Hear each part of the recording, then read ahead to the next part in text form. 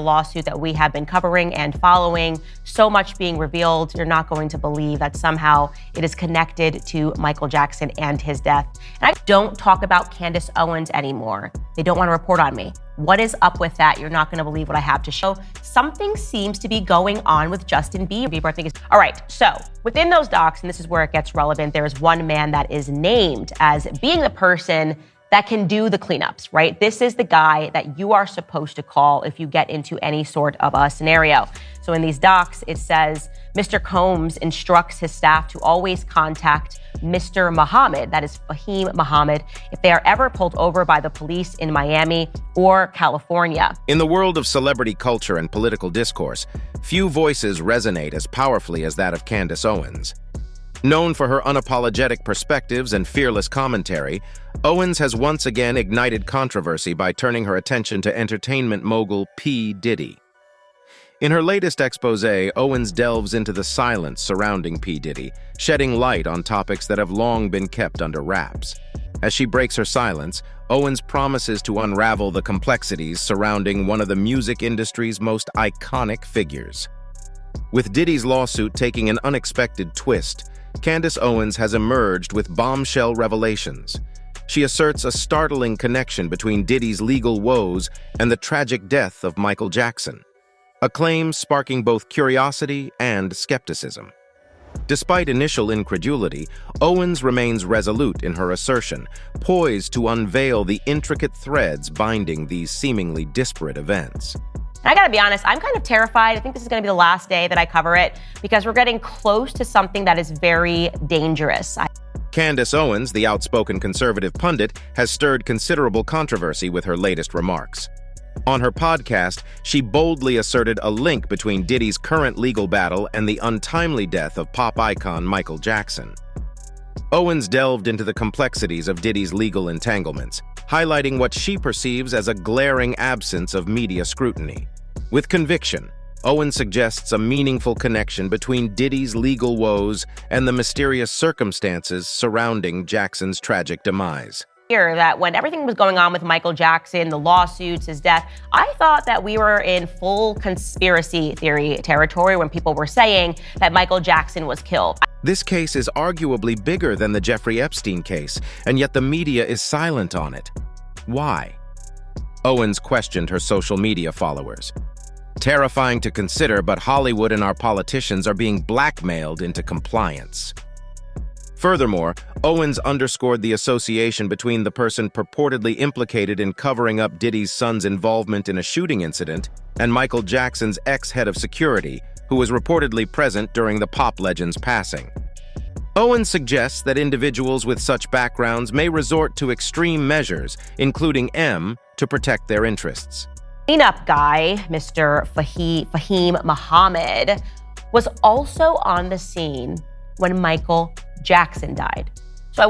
In her podcast, Owens meticulously dissected 5 crucial revelations extracted from Diddy's ongoing lawsuit, suggesting that its implications might rival even those of the notorious Jeffrey Epstein case. Venturing beyond the confines of her podcast, she utilized social media platforms to express her concerns, underscoring the minimal media coverage surrounding Diddy's legal predicament and insinuating possible repercussions for prominent figures in both political and Hollywood circles. The Diddy case is arguably bigger than the Jeffrey Epstein case, and yet the media is virtually silent on it, Owens tweeted, along with a link to her podcast. That's because they are implicated. It is dark, but we now know that both politicians and celebrities are being blackmailed. Expanding on her assertions, Owens reiterated her position in the YouTube caption, insinuating that both the media and Hollywood possess motives for suppressing coverage of the Combs lawsuits. She discerns a sinister agenda at play, one designed to shield influential figures from public scrutiny and accountability.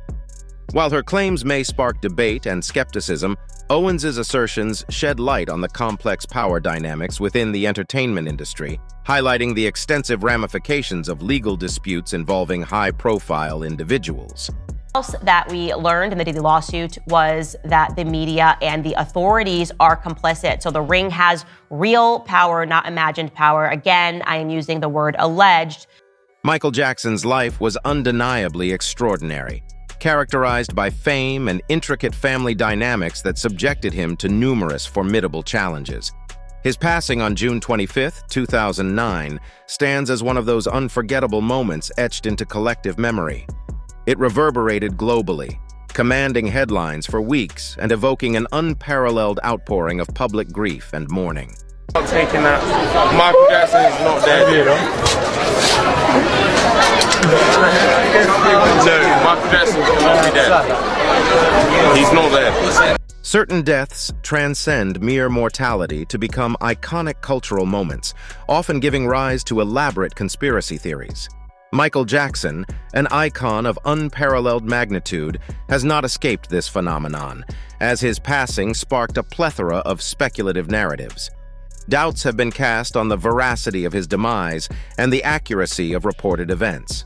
Some even entertain the notion of foul play, positing that the king of pop may have been the target of intentional harm orchestrated by figures of authority. Because first of all, Michael told me that they were going to murder him. He was afraid. He was afraid for his life. The people that were involved in his life, the people that were controlling him. This book, Starting Over. Despite their monumental achievements, Michael Jackson's life was marred by serious allegations. He faced a controversial situation marked by an official arrest warrant for his alleged inappropriate conduct with children. It was the most humiliating ordeal of my life, but if this is what I have to endure to prove my innocence, so be it. As Michael Jackson confronted the weighty allegations and surrendered himself to authorities mere weeks later, his legal predicament reached a critical juncture. Amidst grappling with serious accusations, he found himself at a nadir in his life. Despite enduring a tumultuous existence frequently scrutinized by the public eye, the sudden passing of Michael Jackson on June 25, 2009, reverberated with genuine shock. After decades punctuated by unsettling tabloid headlines rather than chart-topping hits, it seemed the entertainer was poised for a career resurgence. He had committed to a 50-night residency at London's prestigious O2 Arena for a comeback spectacle titled This Is It, promising an extravagant retrospective of his illustrious career. Jackson's fans were unaware at the time of the depth of his health challenges and the race he and his team undertook to prepare him for the stage. This included tackling issues like insomnia and dependency on D, which had developed in his later years, alongside efforts to uphold a nutritious diet. So I get the breakfast ready for the children in the morning around 8:30, like that, 9 o'clock. And they're having breakfast and time goes by. According to the Associated Press, Jackson's final meal at home with his children featured seared ahi tuna paired with an organic salad, complemented by a revitalizing blend of carrot and orange juice. Notably, initial reports from some media outlets suggested a different menu, citing a chicken and spinach salad. However, these discrepancies appear to stem from misinterpretations of Chase's broader accounts regarding the family's culinary preferences. They have a chance to play with their cousins and, you know, they're having a great time. They look wonderful. They're happy. And I think it's a great decision. And seem very attached to their grandma. Yes. Faced with these formidable challenges, Jackson's absence during early rehearsals was notable. With the opening night of This Is It in London rapidly approaching by the end of June, the pressure mounted for everything to seamlessly come together, emphasizing the urgency to surmount obstacles and deliver a triumphant performance. During the final rehearsal at the Los Angeles Staples Center, numerous witnesses, including Ed Alonzo, attested to its resounding success. Jackson appeared visibly happier and healthier than in any prior rehearsal, leaving a lasting positive impression on those present. The session stretched until midnight, encompassing Jackson's complete repertoire of hits. As the night drew to a close, there was a collective sense of assurance that they were on the right track. Jackson conveyed his satisfaction and gratitude to the team, concluding the evening on an optimistic note. However, fate took a tragic turn, marking the final appearance of the King of Pop before the team. Disturbingly, reports indicate that Michael Jackson's final request to Dr. Murray was for some milk. However, this seemingly innocuous term masked a more sinister reality. According to Untouchable, milk was Jackson's nickname for propofol, a medication to which he had become dependent due to chronic pain. Shockingly, Murray administered this substance at 10:40 a.m., marking a tragic turn of events in the life of the iconic performer. In an interview with the Associated Press, Kai Chase recounted the unsettling moment the following morning when she sensed that something was gravely amiss. "I thought maybe Mr. Jackson is sleeping late," Chase said. "I started preparing the lunch and then I looked at my cell phone and it was noon. About 12:05 or 12:10, Dr. Murray runs down the steps and screams, 'Go get Prince!' He's screaming very loud.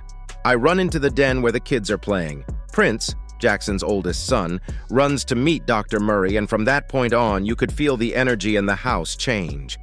I walked into the hall and I saw the children there. The daughter was crying. I saw paramedics running up the stairs." Candace Owens has emerged as a prominent figure in political commentary, known for her far-right conservative views that frequently ignite controversy. Despite her polarizing opinions, Owens commands a substantial following, resonating with a demographic similar to the one that helped propel Donald Trump to victory in 2016. Recently, Owens has shifted her focus to the hip-hop world, particularly scrutinizing Diddy and the allegations surrounding him. Owens recently made a bold claim linking Michael Jackson's death to alleged actions by Diddy, asserting that this narrative surpasses the magnitude of the Jeffrey Epstein case. With Diddy's homes in Miami and Los Angeles recently raided, the scrutiny on his situation has intensified.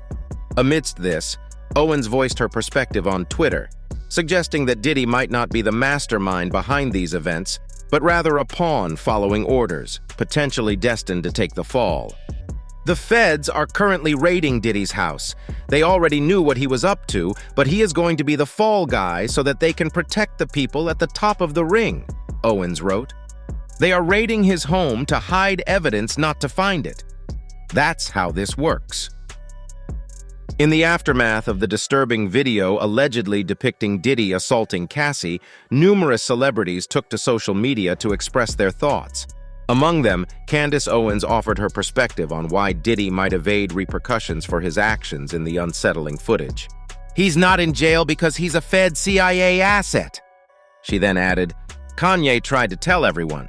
Woman shrugging her shoulders emoji. In her recent post, Candace Owens might be alluding to Kanye West's 2022 interview on the Drink Champs podcast. During the interview, West criticized his celebrity associates for not supporting him when he claimed his ex-wife, Kim Kardashian, had taken their daughter north. He insinuated that figures like Diddy and Meek Mill might avoid legal consequences as long as they could provoke him. "All these fake hardened asterisk as F asterisk asterisk KU, all you fake hardened asterisk as F asterisk asterisk KU." Yes, snapped. "Y'all can't shoot nobody anyways. The reason why you gotta talk is because you did a deal, you F asterisk King Fed. That's why you gotta come at me, cause part of the deal for you to do all of that and get out of jail is that you promise that you're gonna pull my coattail," he added. Owens might also be referencing an Instagram post by Kanye West from October 2022, where he shared a screenshot of a text exchange with Diddy. In the conversation, Diddy asked for West's address, to which West replied, "Na F asterisk KU, you Fed." West reiterated his accusations during a 2022 appearance on the Drink Champs podcast, standing by his remarks about Diddy's possible connections with federal agents. He told the hosts, "The reason why you gotta talk is because you did a deal, you F asterisk King Fed." At that time, West hinted at a clash with Diddy, accusing him of trying to entangle the Vultures artists in legal battles.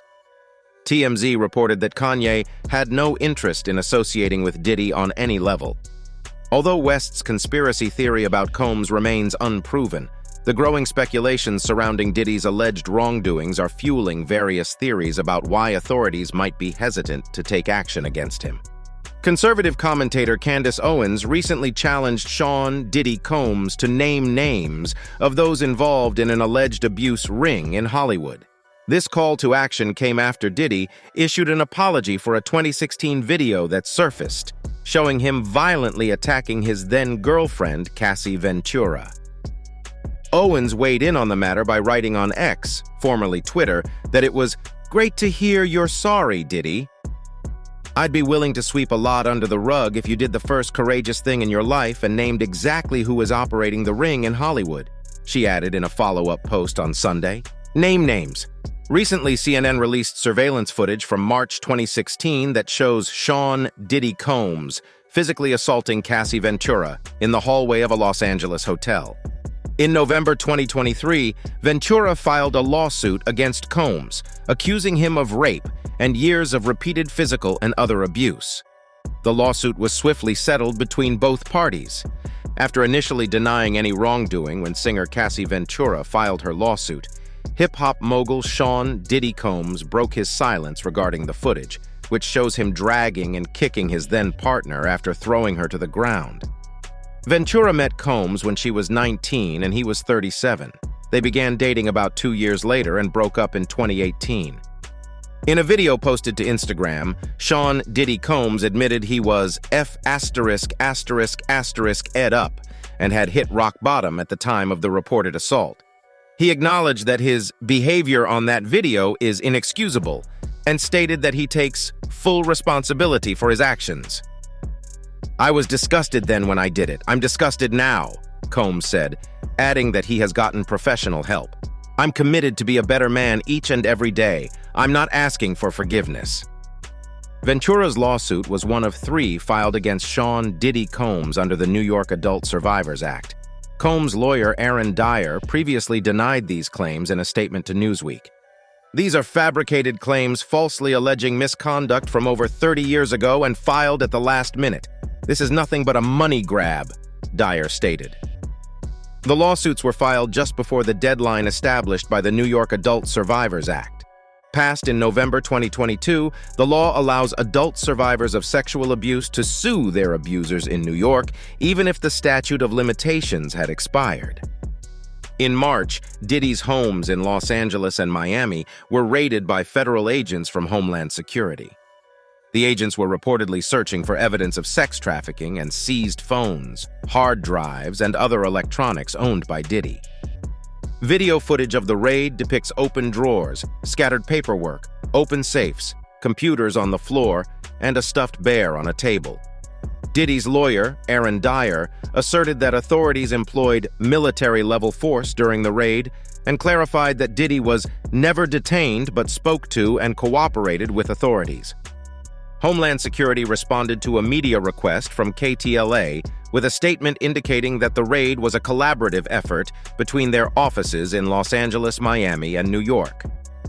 Earlier today, Homeland Security Investigations, HSI New York, executed law enforcement actions as part of an ongoing investigation with assistance from HSI Los Angeles, HSI Miami, and our local law enforcement partners. We will provide further information as it becomes available.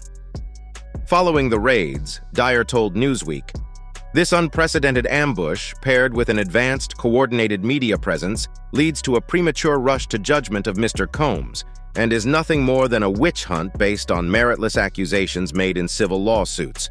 There has been no finding of criminal or civil liability with any of these allegations. Mr. Combs is innocent, and will continue to fight every single day to clear his name." Cassie's lawsuit against Diddy contains disturbing allegations, including claims that he forced her to engage in sexual activities with multiple male workers while he watched, touched himself, and recorded the incidents. These events, described in the lawsuit as freakouts, allegedly took place in various hotel suites, including the Trump International Hotel in New York City. Among the most serious accusations is the claim that Diddy directed Cassie to engage in sexual activities with male workers while he observed for his own gratification. The lawsuit asserts that she was instructed to cover herself in oil and participate in sexual acts with multiple men, some of whom were wearing masks and costumes. Let's sex with the male prostitutes.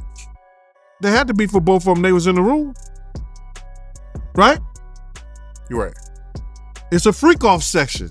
It states that the music executive, who she first met as a teenager, told her it would turn him on if he saw her with another D.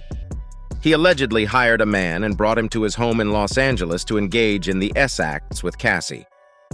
Mr. Combs directed Miss Ventura to perform S-acts with this man while Mr. Combs watched them, the lawsuit states.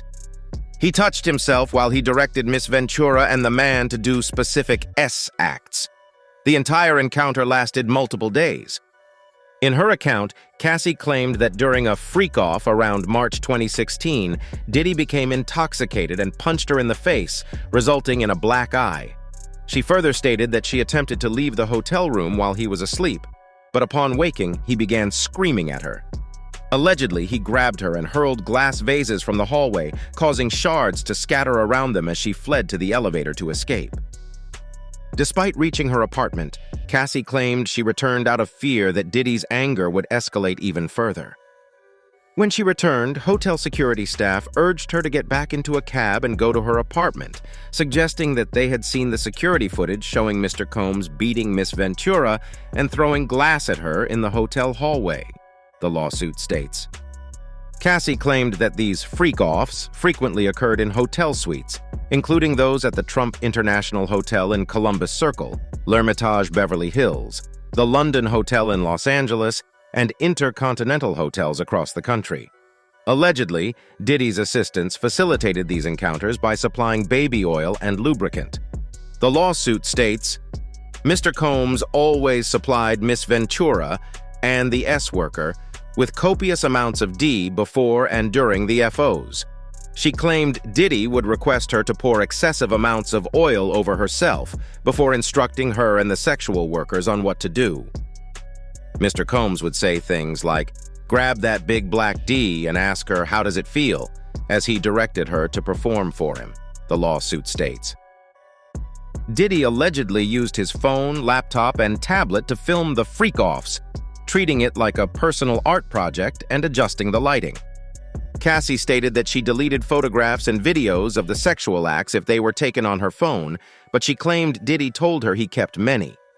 Some speculate that if Cassie endured such trauma, it raises questions about whether Michael Jackson, who also suffered from similar accusations, might have been subjected to coercion by Diddy into the activities he was accused of, possibly even influencing the legendary singer's untimely demise. One fan wrote, Candace, she is exposing and standing up for those who don't have that voice. Thank you, Candace. That's it for today. See you in the next video. Until then, goodbye.